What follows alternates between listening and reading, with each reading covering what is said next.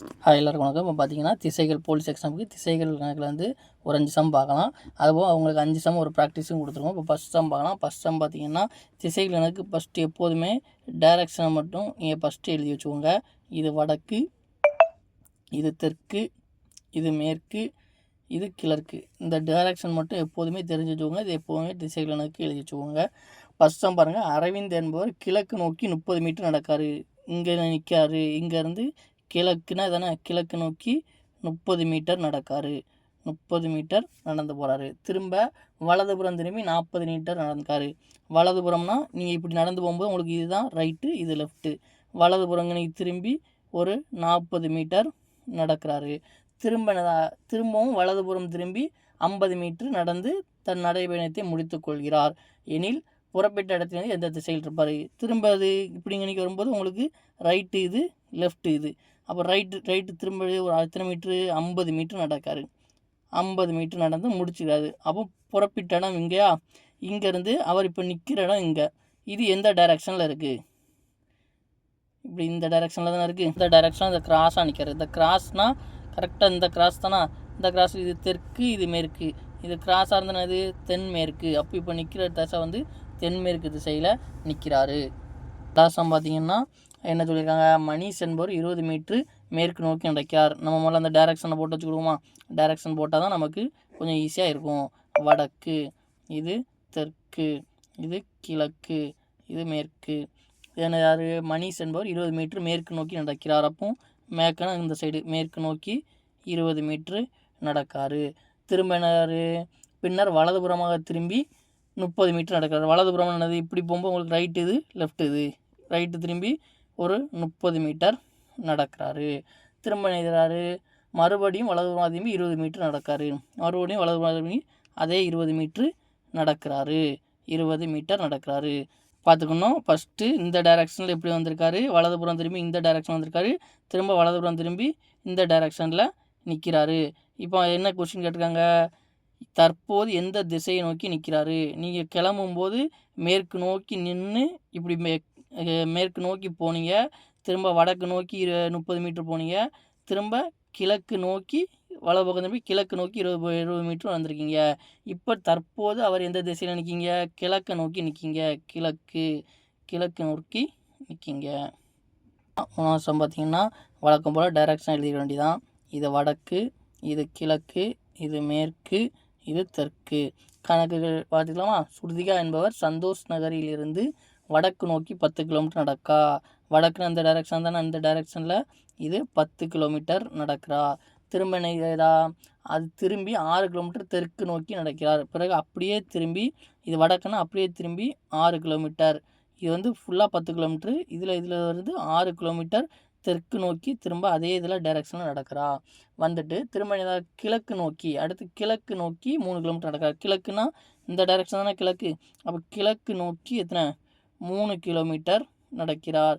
இப்போ இந்த மொத்தமாக டோட்டலாக இங்கேருந்து நடந்திருக்கா 10 கிலோமீட்ரு. அடுத்து 6 கிலோமீட்டருக்கு வந்திருக்கா. அப்போ 10ல் 6 போனால் இது பேலன்ஸ் 4 கிலோமீட்டர் எனில் அவர் புறப்பட்ட இடத்துலேருந்து எவ்வளவு தூரம் எந்த திசையில் இருப்பார். இங்கே தான் புறப்பட்டுருக்காங்க. இப்போ நிற்கிறது இந்த இடத்துல நிற்கிறாங்க. அப்போ டைரக்ஷன் வந்து இந்த டைரக்ஷனு. உங்களுக்கு இது வந்து இப்படி கிராஸ் டைரக்ஷன்னா இந்த டைரக்ஷனு. அப்போ என்னது, வடகிழக்கு.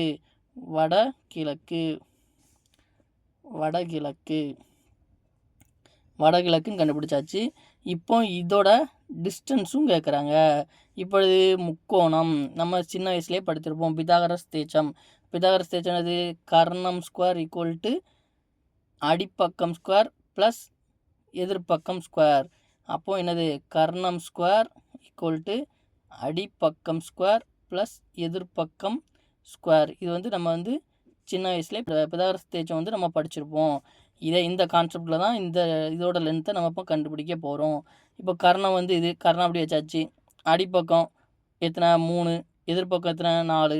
அப்போ 3 ஸ்கொயர் எத்தனை, 3 ஸ்கொயர் ப்ளஸ் 4 ஸ்கொயரா. கர்ணம் ஸ்கொயர் ஈக்குவல் டு என்னது, கர்ணம் square equal to 3 square 9 plus 4 ஸ்கொயர்னா 16. 9ம் 16 எத்தனை, 25. அப்போ கர்ணம் ஸ்கொயர் ஈக்குவல் டு 25. அப்போ நமக்கு தேவை கர்ணம் தான் தேவை. அப்போ ரூட் எடுத்துடலாமா. இப்போ ரூட் இங்கே இந்த பக்கம் ரூட் எடுத்தால் அப்போ கர்ணம் இந்த சைடு கர்ணம் எவ்வளோ வந்துடும், ரூட் 25 எத்தனை, 5. அப்போ இந்த பக்கத்தோட வேல்யூ 5. வடகிழக்கு திசையில் 5 கிலோமீட்டர் டிஸ்டன்ஸில் நிற்கிறாங்க. நாலாவது சம் பார்க்கலாம். நாலாவது சம் தான் அதுமாதிரி டைரக்ஷன் எழுதிக்கலாம். வடக்கு, தெற்கு, கிழக்கு, மேற்கு.